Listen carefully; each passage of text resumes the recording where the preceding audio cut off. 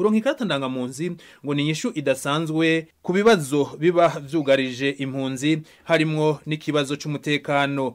Ivyo bishikirizwa na Patrice Ntadohoka aserukira impunzi mu bisagara mu gihugu c'u Rwanda.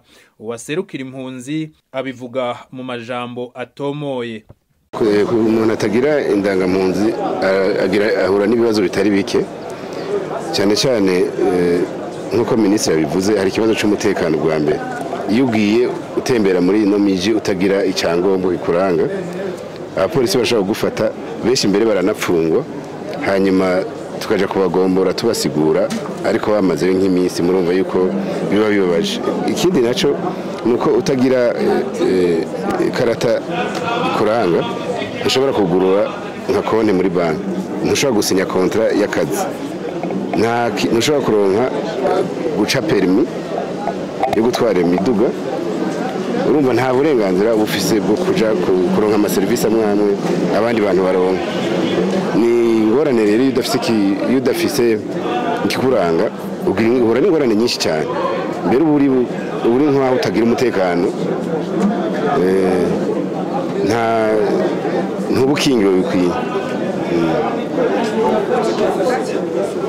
Ibyo zose ndondaguye bitahora biboneka ku batari bazifise bigiye kuboneka kuko hariho nk'abagenda bakora ibibazo ahantu bakora ibibazo ntibaheze ngo babahe akazi kubera batagira ikibaranga nabo bagiye koroherwa. Hari n'abandi barafise udufaranga badashaka kutubitsa mu mabanki nabo bagiye kubikora. Hari imbere n'abanyeshure usanga kugira ngo akore nk'ikibazo kimuha uburenganzira bwo kuja muri kaminuza nabo bamusaba icyangombwa. Ivyo ni vyinshi abantu benshi bagiye koroherwa kandi murabona ko bavyitavye ari benshi nuko bari bazikeneye. Kubwa Jeanne d'Arc de Bonheur umushikiranganje w'u Rwanda ajejwe impunzi ngo itangwa ry'izo karata ndangampunzi riri mu vyo leta y'u Rwanda yari yiyemeje gukora. Hari mu ijambo umukuru w'igihugu c'u Rwanda Paul Kagame ngo yashikirije muri Leta Zunze Ubumwe za Amerika i New York mu mwaka w'2016 aho ngo yari yemeye gutanga izo karata. Ku kibazo c'abifuza impapuro z'inzira arizo titre de voyage umushikiranganje Jeanne d'Arc de Bonheur amenyesha ko muri kino gihe ari ishirahamwe HCR gitaho impunzi ririko rirazitanga ku bantu vyihutirwa ariko ngo bariko bararaba ko hoboneka ikarata ishobora kwinjira mu mashini kugira ico kibazo kive mu nzira kuba zirondera bose. Igikorwa dutangije kugaragara mu munsi gutanga ikarita igikorwa kiri mu mihigo y'uko cyacu cyari cyariyemeje mu nama yabereye muri 2016. Kuba rero tugeze kuri uyu muhigo kuri twe nk'igihugu ni ikintu cy'ingirakamaro. Tukaba turi butange ikarita ziranga impunzi 2761 duhereye nyine ku mpunzi zituye mu mujyi. Tukaba twumva rero ari ingenzi kuba babonye ikarita kuko izabafasha mu buzima busanzwe, izabafasha mu mibereho, kuzamura imibereho yabo kuko ubu babonye noneho uburenganzira bwo kuba bagenda bemye ntacyo bikanga bafite umutekano usesuye.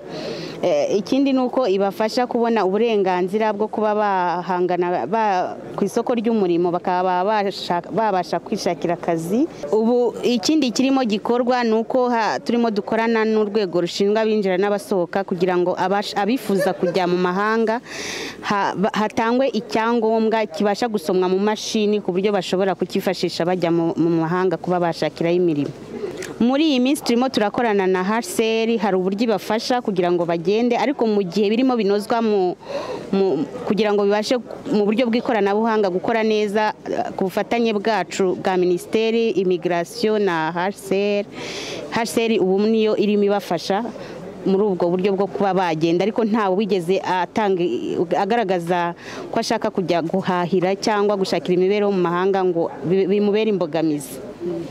Ivyo birashimangirwa n'ubuserukira ishirahamwe mpuzamakungu HCR gitaho impunzi mu gihugu c'u Rwanda. Wewe arizeza impunzi ko nico kibazo ca titre de voyage urupapuro rw'inzira kiriko kirigwa kandi ngo kizogenda neza.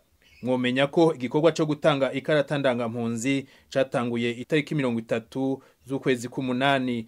Bitegekanijwe ko ico gikorwa cyo gutanga ikarata ndangampunzi kizoba carangiye ku mpunzi zose ziba mu Rwanda mu kwezi kw'indwi mu mwaka wa 2019.